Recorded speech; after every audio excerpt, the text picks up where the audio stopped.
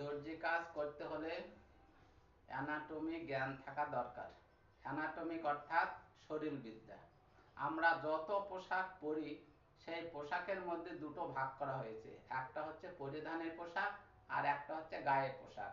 মানে গায়ে যে পোশাকগুলো আমরা পরি সেটা হলো গায়ের পোশাক, আর কোমর থেকে যে পোশাকগুলো পরি সেটা হলো পরিধানের পোশাক। তাহলে গায়ের মাপ নিয়ে দেখাচ্ছি। চুড়িদার হতে পারে, ফ্রক হতে পারে। এই যে এক এক থাকবে নিচের দিকে, আর কাঁধের এখান থেকে লম্বার মাপ নিয়ে নেবে, যে যে যতটুকু লম্বা নিয়ে নেবে।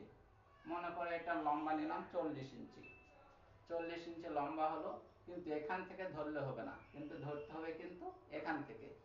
তারপরে ছাতির মাপ। ছাতির মাপ নেবে কি, ডান হাত দিয়ে এইভাবে ফিতাটা ধরবে, এখানে 1 ইঞ্চি আছে ওই ফিতাটা ধরে, তারপরে এই দিকটা ফিতা পিছনে ধরে এইভাবে নিয়ে 4 আঙ্গুল ভিতরে দিয়ে এইভাবে মাপ নেবে। তাহলে এটা মাপ হলো কত, ছাতি হলো 35 ইঞ্চি। তাহলে ছাতি হয়ে গেল। তারপরে পুট, এখান থেকে এই পর্যন্ত পুটের মাপ নেব। এই পুটের মাপ হলো 15 ইঞ্চি। যদি গলা বড় হয় তাহলে 12 ইঞ্চি 11 ইঞ্চি দিলেও হয়ে যাবে। তারপরে হাতা। হাতা এখান থেকে যে যতটা হাতা নেবে, যদি গ্লাস হাতা নাও তাহলে হাতাটা এভাবে ভাঁজ করে নেবে, এখানে হলো হাতার মাপ। তাহলে মুহুরি কোথায় নেবে, হাতা ভাঁজ করা অবস্থায় কিন্তু মুহুরি মাপটা নিয়ে নিতে হবে। তারপরে যদি 3/4 হাতা নাও তাহলে এখান থেকে এই পর্যন্ত 3/4 হাতা হলো। মুহুরি কোথায় হবে, মুহুরি এখানেই হবে। মুহুরি এখানে একদম টাইট করে না, একটু ঢিলা ঢিলা করে মুহুরি মাপ নেবে।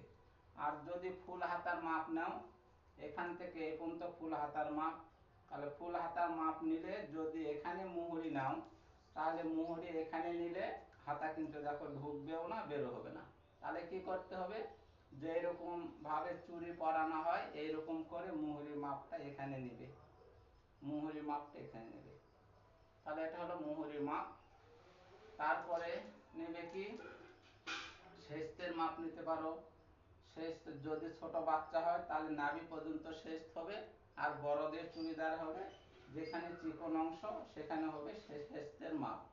যেখানে শেস্তের মাপ নেবে সেখানে হবে কোমরের মাপ।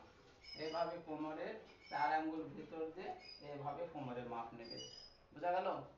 তাহলে এইভাবে তোমরা মাপ নেবে। আর যদি কোনো অসুবিধা হয় তাহলে কমেন্ট করে জানিয়ে দেবে।